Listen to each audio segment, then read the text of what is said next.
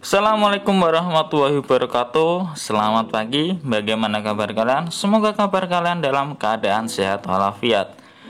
Pada kesempatan kali ini kita akan bahas melanjutkan materi di minggu sebelumnya, yaitu tetap di bab 2, sistem dan dinamika demokrasi Pancasila. Dan ini adalah part yang kedua.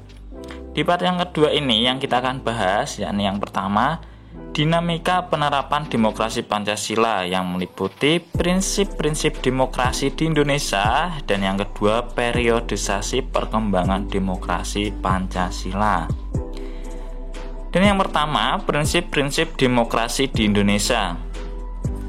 Bagi bangsa Indonesia, pilihan yang tepat dalam menerapkan paham demokrasi adalah dengan demokrasi Pancasila. Paham demokrasi Pancasila sangat sesuai dengan kepribadian bangsa yang digali dari tata nilai sosial budaya sendiri. Hal itu telah dipraktekkan secara turun-menurun jauh sebelum Indonesia merdeka.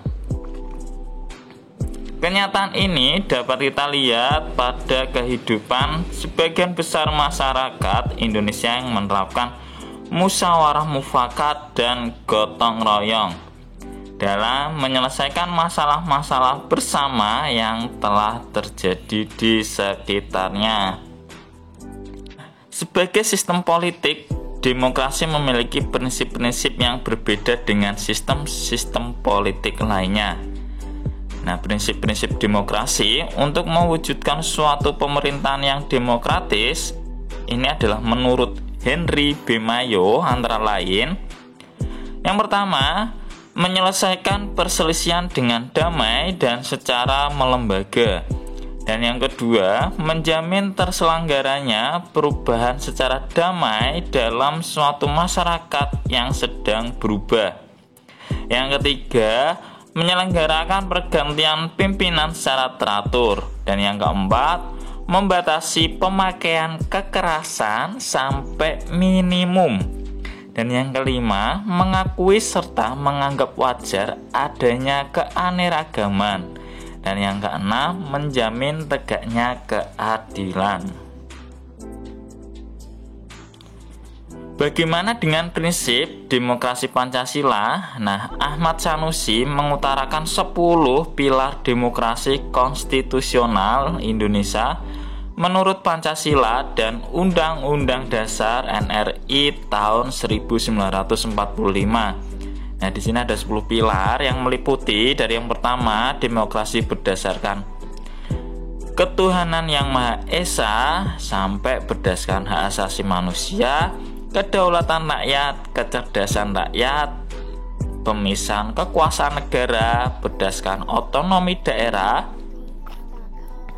berdasarkan supremasi hukum, peradilan yang bebas, kesejahteraan rakyat, dan yang terakhir, demokrasi berdasarkan keadilan sosial. Sedikit saya akan menjelaskan dari yang pertama, demokrasi yang berketuhanan yang Maha Esa. Seluk-beluk sistem serta perilaku dalam menyelenggarakan kenegaraan RI harus taat asas, konsisten atau sesuai dengan nilai-nilai dan kaidah-kaidah dasar ketuhanan yang Maha Esa. Sedangkan berdasarkan hak asasi manusia, demokrasi menurut Undang-Undang Negara Republik Indonesia tahun 45 mengakui hak asasi manusia yang tujuannya bukan saja menghormati hak asasi manusia, melainkan terlebih untuk meningkatkan martabat dan derajat manusia seutuhnya. Sedangkan demokrasi berdasarkan kedaulatan rakyat, yakni kekuasaan tertinggi ada di tangan rakyat. Secara prinsip, rakyatlah yang memiliki atau memegang kedaulatan itu. Dalam batas-batas tertentu, kedaulatan rakyat itu dipercayakan kepada wakil-wakil rakyat di MPR, DPR atau DPD, dan DPRD.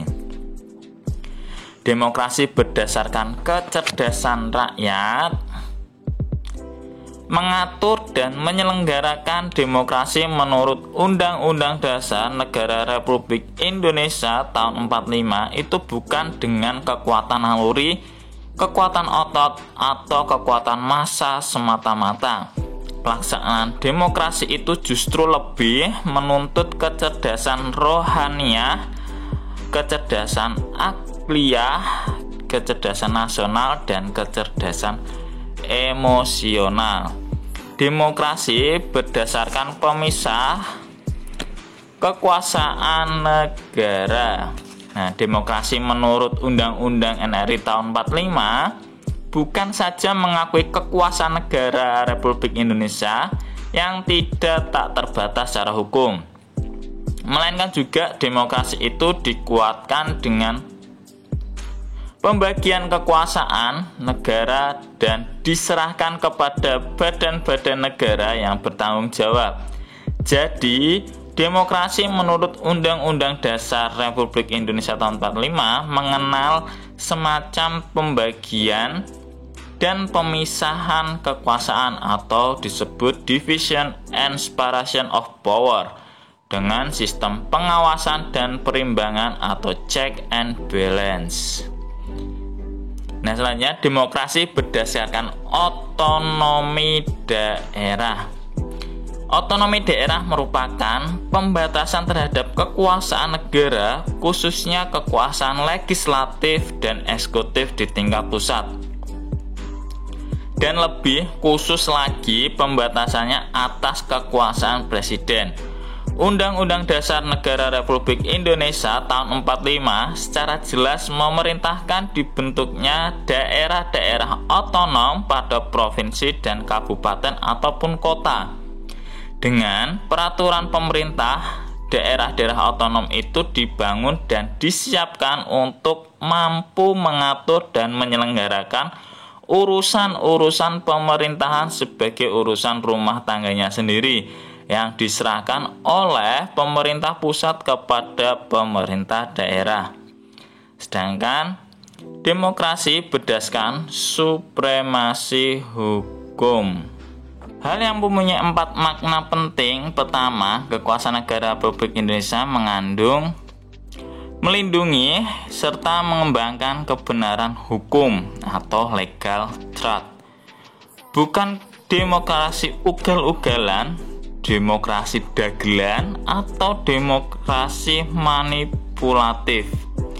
Yang kedua, kekuasaan negara memberikan keadilan hukum atau legal justice, bukan demokrasi yang terbatas pada keadilan formal dan pura-pura.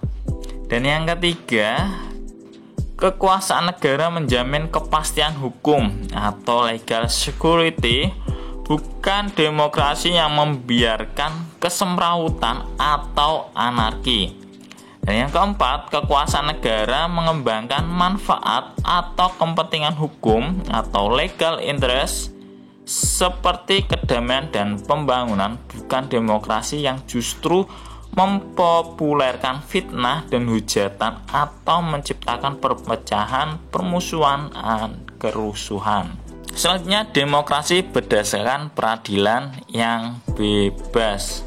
Demokrasi menurut Undang-Undang Dasar Negara Republik tahun 45 menghendaki diberlakunya sistem pengadilan yang merdeka atau independen yang memberikan peluang seluas-luasnya kepada semua pihak yang berkepentingan untuk mencari dan menemukan hukum yang seadil-adilnya. Di muka pengadilan yang merdeka, penggugat dengan pengacaranya, penuntut umum dan terdakwa dengan pengacaranya mempunyai hak yang sama untuk mengajukan konsideran atau pertimbangan, dalil-dalil fakta, saksi, alat pembuktian, dan petitumnya. Dan selanjutnya yaitu demokrasi berdasarkan kesejahteraan rakyat. Demokrasi berdasarkan kesejahteraan rakyat. Demokrasi itu bukan hanya soal kebebasan dan hak, Bukan hanya soal kewajiban dan tanggung jawab, bukan pula hanya soal mengorganisir kedaulatan rakyat atau pembagian kekuasaan kenegaraan. Demokrasi itu bukan pula hanya soal otonomi daerah dan keadilan hukum. Sebab kebersamaan dengan itu semua, demokrasi menurut Undang-Undang Dasar Negara Republik Indonesia tahun 45 itu ternyata ditunjukkan untuk mengembangkan negara kemakmuran atau welfare state oleh dan untuk sebesar-besarnya kemakmuran rakyat Indonesia. Dan yang terakhir, demokrasi berdasarkan keadilan sosial. Demokrasi menurut UUD NRI tahun 45 menggariskan bahwa keadilan sosial di antara berbagai kelompok, golongan, dan lapisan masyarakat. Tidak ada golongan, lapisan, kelompok, satuan, atau organisasi yang jadi anak emas yang diberi berbagai keistimewaan atau hak-hak khusus. Nah, tadi saya telah menjelaskan yaitu 10 pilar demokrasi. Subbab berikutnya yaitu periodisasi perkembangan demokrasi Pancasila. Nah, ini dari yang pertama, pelaksanaan demokrasi di Indonesia pada periode 45 sampai 49. Pada masa pemerintahan revolusi kemerdekaan ini, pelaksanaan demokrasi baru terbatas pada berfungsinya pers yang mendukung revolusi kemerdekaan. Adapun elemen-elemen demokrasi yang lain belum sepenuhnya terwujud karena situasi dan kondisi yang tidak memungkinkan. Hal ini dikarenakan pemerintah harus memusatkan seluruh energinya bersama-sama rakyat untuk mempertahankan kemerdekaan dan menjaga kedaulatan negara agar negara kesatuan tetap hidup. Nah, pelaksanaan demokrasi di Indonesia pada periode 49 sampai 59. Nah, keunggulan demokrasi pada periode 49 sampai 59 ini dengan demikian dapat disimpulkan bahwa dalam periode ini negara kita menganut demokrasi parlementer. Masa demokrasi parlementer merupakan masa kejayaan demokrasi di Indonesia. Karena hampir seluruh elemen demokrasi dapat kita temukan perwujudannya dalam kehidupan politik di Indonesia. Yakni yang pertama, lembaga perwakilan rakyat atau parlemen memainkan peranan yang sangat tinggi dalam proses politik yang berjalan. Dan yang kedua, akuntabilitas pemegang jabatan dan politisi pada umumnya sangat tinggi. Yang ketiga, kehidupan kepartaian boleh dikatakan memperoleh peluang yang sebesar-besarnya untuk berkembang secara maksimal. Dan yang keempat, sekaligus pemilu hanya dilakukan satu kali, yaitu pada tahun 55, tetapi pemilu tersebut benar-benar dilakukan dengan prinsip demokrasi. Dan yang kelima, masyarakat pada umumnya dapat merasakan bahwa hak-hak dasar mereka tidak dikurangi. Sama sekali pun tidak semua warga negara dapat memanfaatkan secara maksimal. Dan yang keenam, pada masa pemerintahan parlementer daerah-daerah mempunyai otonom yang cukup luas. Dan yang ketiga, pelaksanaan demokrasi di Indonesia pada periode 59 sampai 65. Ciri-ciri demokrasi ini adalah dominasi politik presiden dan berkembangnya pengaruh komunis dan peranan tentara atau ABRI dalam panggung politik nasional. 3 dominasi kekuasaan politik presiden pada saat itu terbukti melahirkan tindakan dan kebijakan yang menyimpang dari ketentuan Undang-Undang Dasar 45. Misalnya, pada tahun 1960, Presiden Soekarno membubarkan Dewan Perwakilan Rakyat, padahal dalam hal ini Presiden tidak memiliki wewenang. Namun, sejak pada tahun 59 diberlakunya dekret presiden, setelah itu banyak penyimpangan konstitusi oleh presiden atas dasar dominasi kekuatan politik presiden. Akhir dari sistem demokrasi terpimpin Soekarno yang berakibat pada perseteruan politik ideologis antara PKI dan TNI adalah peristiwa berdarah yang dikenal dengan gerakan 30 September 1965 atau G30 SPKI. Dan yang keempat, pelaksanaan demokrasi di Indonesia pada periode 65 sampai 98. Pada periode pemerintahan berusaha mengembalikan kemurnian pelaksanaan Pancasila dan UUD 45, sehingga periode ini dikenal sebagai Orde Baru. Kehidupan demokrasi berusaha dibangun untuk melaksanakan pemerintahan, antara lain mulai tahun 1971, pemilu diselenggarakan untuk kurun waktu tiap 5 tahun ke depan. Demokrasi pada periode dikenal dengan istilah demokrasi Pancasila secara umum. Dapat dijelaskan yakni memandang kedaulatan rakyat sebagai inti dari sistem demokrasi. Demokrasi Pancasila dalam rezim Orde Baru hanya sebagai retorika dan gagasan, belum sampai pada tataran praksis atau penerapan. Karena dalam praktik kenegaraan dan pemerintahan rezim ini tidak memberikan ruang bagi kehidupan demokrasi.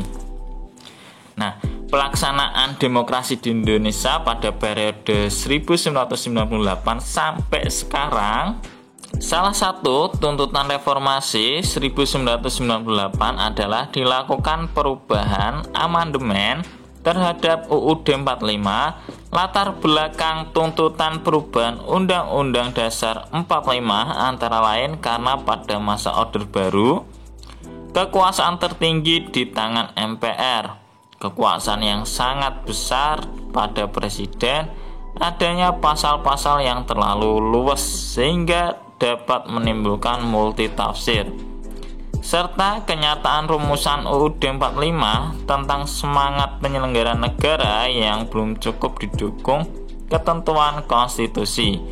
Tujuan perubahan UUD 45 waktu itu adalah menyempurnakan aturan dasar seperti tata negara, kedaulatan rakyat, hak asasi manusia, pembagian kekuasaan, eksistensi negara demokrasi dan negara hukum, serta hal-hal lain yang sesuai dengan perkembangan aspirasi dan kebutuhan bangsa. Perubahan UUD 45 tentang kesepakatan di antara tidak mengubah pembukaan UUD 45 tetap mempertahankan susunan kenegaraan, kesatuan atau selanjutnya lebih dikenal sebagai Kesatuan Republik Indonesia dengan separat mempertegas sistem pemerintahan presidensil. Nah, cukup sekian pembahasan pada pertemuan kali ini. Semoga pertemuan kali ini bisa kalian pahami. Ketika kalian ada yang ingin ditanyakan, silakan kalian tanyakan kepada guru kalian dengan menggunakan platform yang sudah disediakan oleh guru Anda. Semoga pembelajaran ini bisa bermanfaat dan menjadi berkah di kemudian hari. Saya ucapkan terima kasih. Sampai berjumpa di minggu selanjutnya. Wassalamualaikum warahmatullahi wabarakatuh.